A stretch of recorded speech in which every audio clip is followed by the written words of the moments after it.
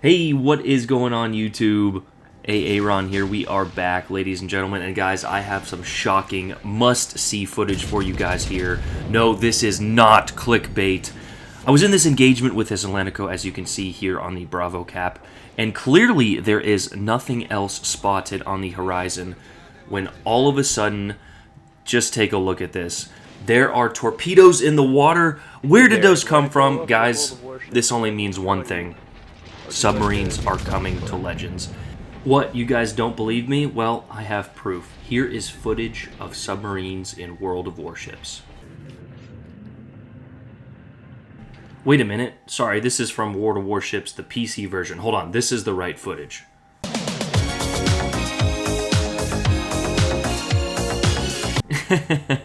Sorry guys, April Fools everyone. But I actually do have a little pro tip for those of you who want submarines in the game. Head on over to your settings. Now you're not going to change anything in your settings, but what you're going to do is scroll to the right and then just go ahead and log out for me, because subs would absolutely ruin gameplay further than it's already gone downhill currently.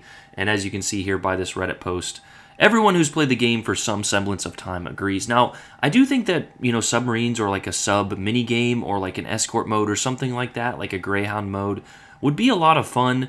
But if you put them in the current game with just how limited Legends is already in terms of the 9v9, it would completely tank gameplay to the point of this game being unplayable. Which brings me to the main point of this video. I was trying to find the submarine Easter egg in the game. I thought there was one on Polar, but I didn't find it. However, I did see a Zeppelin floating about. And that gave me an idea. The top 3 things that I wish to be added to Legends in 2024 and beyond. Coming in at number 3, and of course the blimp or the Zeppelin sort of reminded me of this, is the air escort in random battles. Here Wargaming has a pretty epic video on it, but I think that this would be a great playlist or game mode to add into Legends.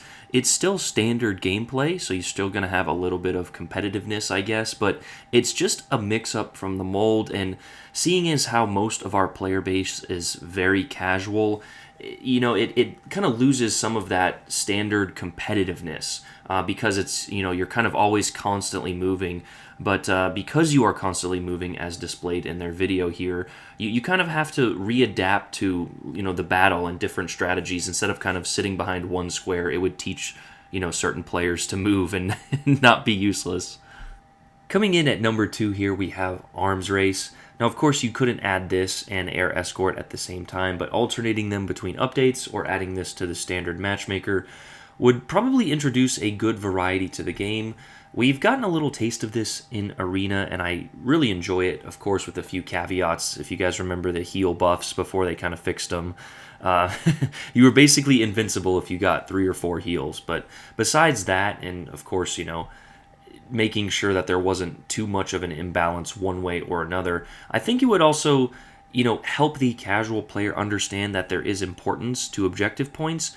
Getting those upgrades or putting them near the objectives would probably just add to the competitiveness and allow for sort of a hand-holding of that quote-unquote casual, I want to have fun player, where they are having fun, but they're also helping the team in, more of an objective format.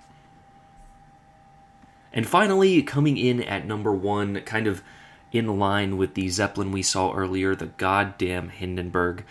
Sorry for my French. I don't know what is taking them so long. We did just get the Vermont and the Z-52, but there are so many ships that we have yet to add that are honestly the most fun. The Smolensk, the Hindenburg, the Venezia, the Kremlin, just a bunch of tier 10s, which are the end of the tech tree essentially, which have kind of alternated into our legendary tier and is now fed through us 2 ships every 6 months through the Bureau. I get it. They found a way to monetize legendary tier, with the Bureau process, but the Bureau, and you guys know my gripes, is honestly one of the worst things about this game. So let's hurry up and speed up this process. Let's get my Hindenburg into the game, as well as a host of other legendary tier ships. Just add in a bunch, 20, make the requirements there, which they did for a few of the recent additions. You have to have the tier 8, which I think is a great thing. If you don't have the Mutsuki, you should not be playing the Shimakaze at the highest tier of the game. You wonder why your teammates have no clue? Well, they didn't have to grind up the tech tree line. honestly, they should have done the tech tree lines. This should just be the the end of the line. And we actually there are super ships now on PC, so those could have been our legendary tier ships, but I doubt we will ever get those. Between those and submarines, I seriously doubt that within the next, maybe we'll make a prediction in the next 5 years, but hopefully I can make another April Fool's video like that next year. I hope you guys enjoyed that one. I hope you guys have a good 1st of April here. Let me know what you guys think. Would you want Arms Race? Would you want Air Escort? And give me 3 of your top legendary or tier 10 ships that you want added to the game.